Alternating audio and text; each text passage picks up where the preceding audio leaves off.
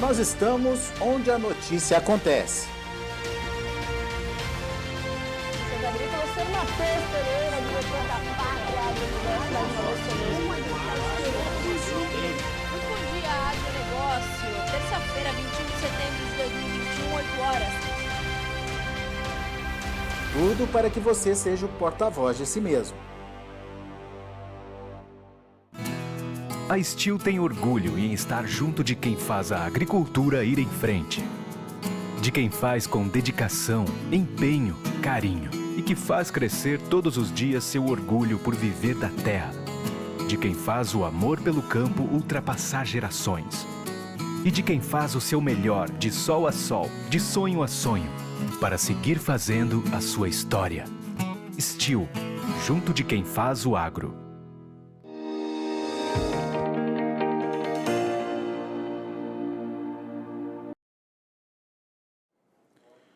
Muito bem, estamos no ar com o nosso boletim olhando para as negociações lá em Chicago. O mercado da soja encerrou positivo, altas de 2 a 5 pontos nos principais vencimentos, mas ao longo da sessão teve ganhos até mais expressivos que esses, trabalhando até em alguns momentos com 2 dígitos de ganho aí nos principais vencimentos. A gente vai conversar agora com o Vlamir Brandalize, lá da Brandalize Consult, justamente para entender o comportamento do mercado e principalmente qual é o recado que o mercado está trazendo para a gente nesse momento. Seja bem-vindo, Vlamir, obrigado mais uma vez pela participação conosco aqui no Notícias Agrícolas. O mercado que chegou a ficar melhor, Vlamir, teve negócios acima dos valores que a gente está vendo no encerramento, mas de qualquer forma, encerrando positivo, está tudo certo e o mercado está aí buscando uma consolidação. É isso, Vlamir? Seja bem-vindo. Boa tarde, Alex. Boa tarde a todos. Olha, Alex, exatamente, teve China no mercado, né? Então isso animou, né? Depois de mais de uma semana fora, chineses retraídos, bons volumes comprados pelos chineses, né? Primeira compra da semana e uma boa compra, né? 334 mil toneladas, é um bom volume para a compra diária. E também teve as notícias que ajudaram um pouco, que as commodities estavam em alta hoje no geral, né? Petróleo em alta, milho em alta, trigo em alta, todo mundo puxando. E a soja pegou carona aí também nessa demanda chinesa e nas demais notícias positivas e avançou. Só que no meio do pregão para frente, os investidores acabaram aproveitando e fazendo lucros aí com a soja, operações diárias, e aquela alta de 12, 13, 14 pontos que estava no melhor momento acabou ficando entre 2 e 6 pontos aí.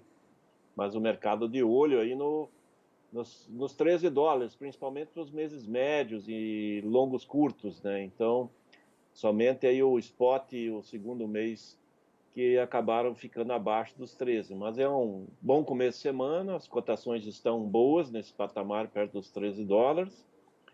E continuando compra chinesa, certamente nós vamos ver consolidar esses patamares aí, saindo daquele fundo de poço que era mais perto dos 12,5 que estava aí naquele período mais fraco da falta da China, né, Alex? Qual que é o novo intervalo então, Vlamir, só para reforçar? Olha, hoje dá para dizer assim que o novo intervalo é em torno de 12,70 até 12,70, 13,30, 13,40, sendo que a nova resistência aí que estava na faixa de 13, 13,10 agora passou para 13,5. Então o mercado melhorou os níveis. O fechamento hoje foi dentro da média aí das posições entre mínima e máxima. É um fechamento técnico bom, até não dá para dizer assim, porque ele não mostra uma tendência nem para baixo nem para cima, mas ele vai tentar consolidar esses números aí, porque tem outro fator importante, né? O relatório diário, o relatório semanal de embarques americanos também veio com bons números, né, Alex?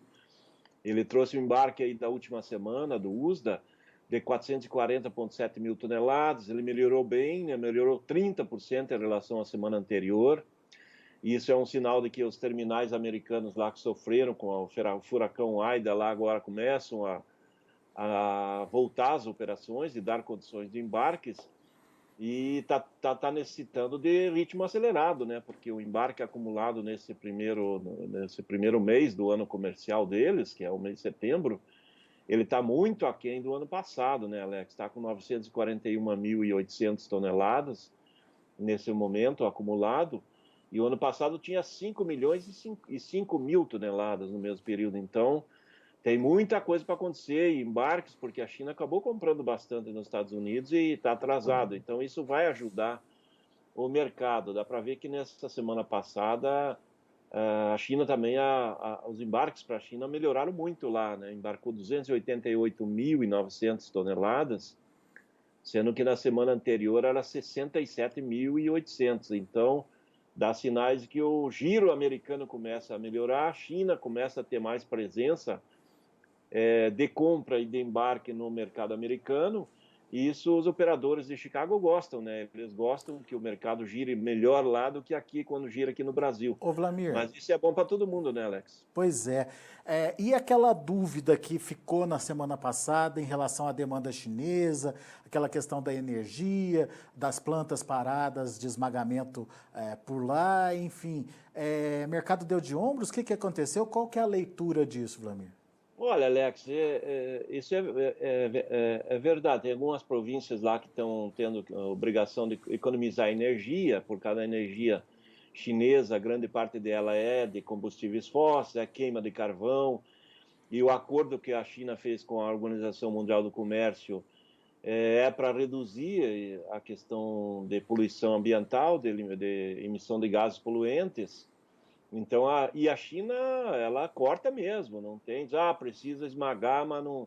Então, ela está, 6, 7 fábricas chinesas foram obrigadas de esmagadoras de soja, foram obrigadas a parar a semana passada, e ainda estão paradas. Então, essas fábricas aí representam mais ou menos 24.000 toneladas de soja esmagada diariamente, Alex. Mas a capacidade das empresas da China é muito grande. Ela tem uma capacidade ociosa de 40% ou mais do que ela necessita de esmagamento, então ela pode reposicionar esse esmagamento. O esmagamento diário, quando esmaga pouco na China, é 250.000 toneladas de soja dia. Como as empresas afetadas representam 24.000 toneladas, isso não dá nem 10% de um dia fraco de esmagamento chinês, sendo que eles têm uma capacidade de esmagar aí mais ou menos umas 15 milhões de toneladas mês de soja, e eles normalmente estão esmagando perto de 10 milhões. Então, eles têm como jogar para outras plantas, esmagar isso aí, melhorar a capacidade de outras, e eles vão fazer giro, né, Alex? Então, o estado que está com problema de energia para de esmagar, vai para outro que pode, e assim funciona. É por isso que hoje eles entraram no mercado e compraram um bom volume, né? Então, eles seguem comprando, compraram muito no Brasil e nas últimas 2, 3 semanas também.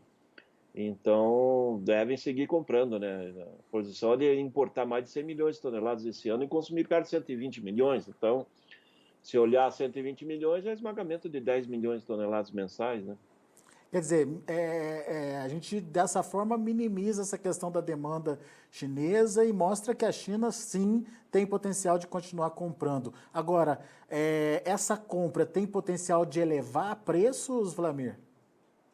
Olha, Alex, elevar preços eu acho que não tem uma condição de fazer uma corrida altista, mas ela tem uma condição de sustentar preços, vamos dizer assim, porque lá nos Estados Unidos a colheita vai ganhar ritmo. Hoje circulou pela manhã que algumas áreas que estavam em colheita estavam mostrando produtividade com grão um pouco mais leve do que era o esperado, então isso pode refletir na produtividade ser um pouco menor, mas agora à tarde esse fator já perdeu forças, porque o mercado está aguardando aí agora no final da tarde o relatório do USA sobre a qualidade das lavouras e colheita.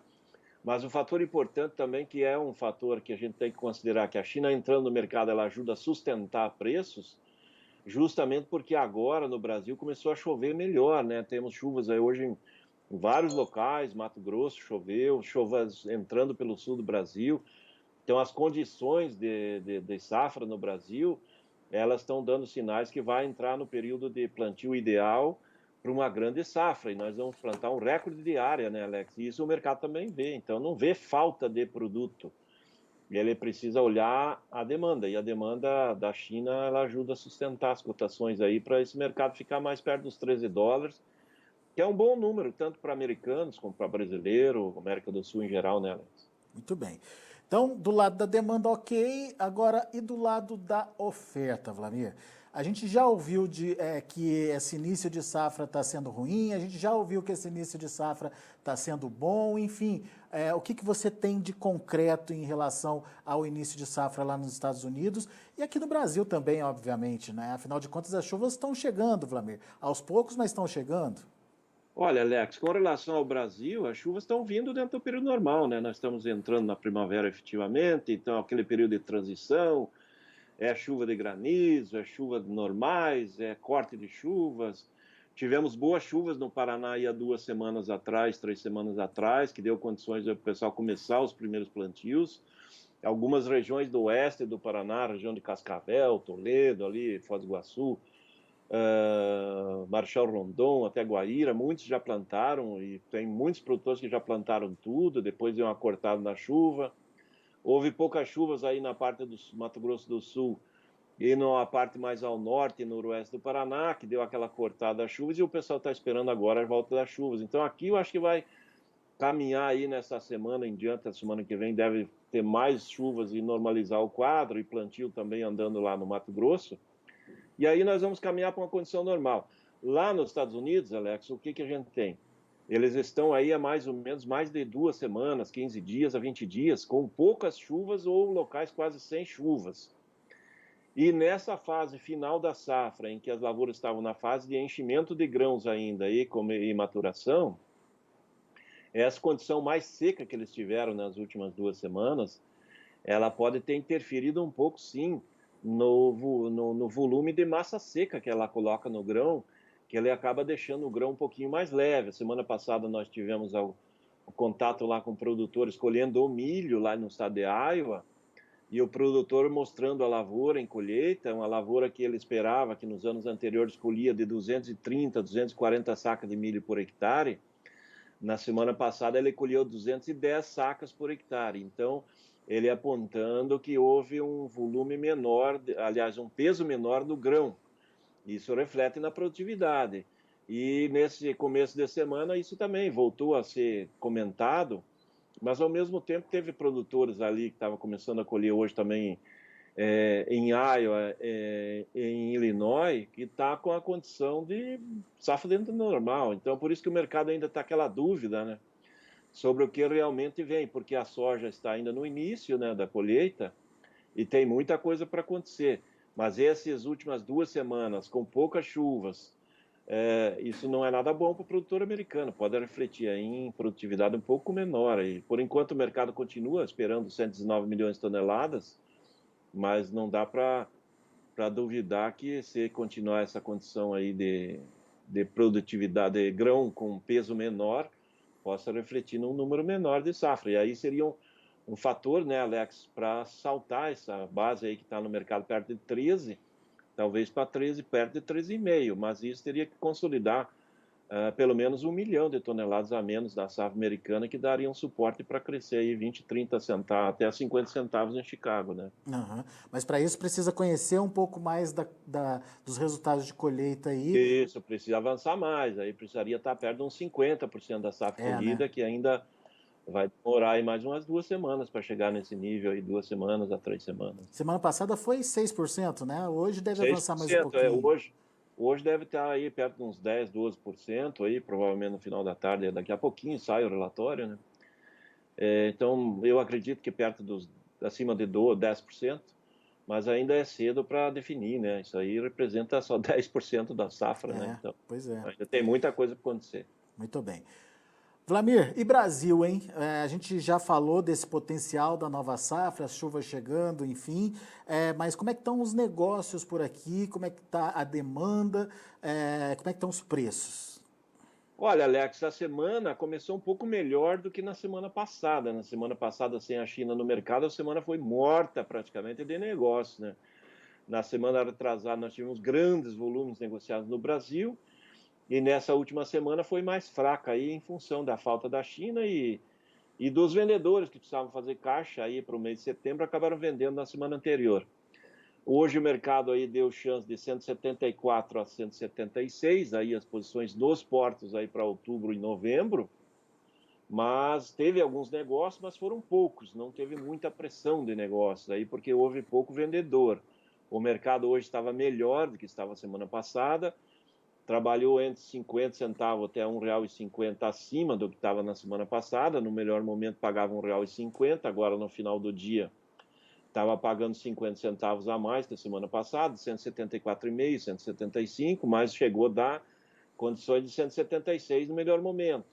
Então, houve alguns negócios, mas não foram muitos. Hoje o mercado começou com o negócio, mas ainda mais tímido, né, Alex? Muito bem. Ô Vlamir, diante dessa situação, produtor brasileiro tem participado, está vendo alguma vantagem em negociar, enfim, tem oferta, digamos, no mercado aparecendo? Tem ofertas, mas as ofertas ainda estão um pouquinho acima, né? O produtor aí que precisava de caixa, ele acabou vendendo na faixa de 174, 175, quando o Porto deu. O melhor momento dos negócios das últimas 2 semanas foi até 177. Hoje tem muito vendedor na faixa de 177 aí nos portos, mas hoje não dava essa condição de 177 aí para outubro, novembro. Então ainda tem bastante interesse de venda, mas o produtor está segurando a posição, ele está acreditando que o mercado possa bater esse número, que existem 2 possibilidades, né? Hoje o câmbio novamente estava operando em alta, então ajuda um pouco. Chicago também nessa indefinição, ora com ganhos, ora até trabalhou negativo, mas no final com leve ganho positivo. Então o produtor tem fechado e tem segurado, ele tem mantido o pé firme, ele não tem, nos momentos que o mercado recua um pouco, ele acaba se retraindo e espera, né? Então esse aqui está fluindo e provavelmente vai seguir assim, né? Porque nós já estamos aí com mais de 110 milhões de toneladas da safra negociada e a nova safra só chega lá no final de janeiro, né? Então nós temos ainda um bom volume de tempo, né, para chegar, e tem demanda interna, tem demanda de exportação que pode fluir ainda. E 20 e poucos milhões de toneladas para negociar.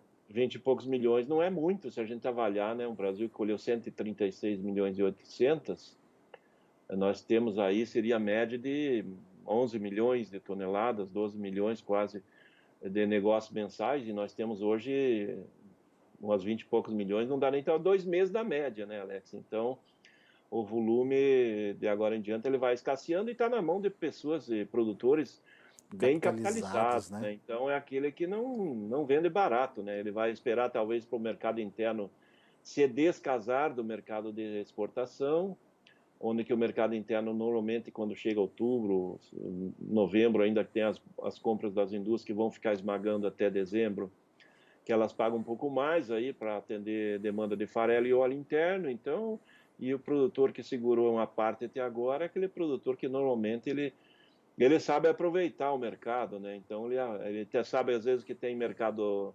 regional que paga melhor, né? Que ele está perto de indústria.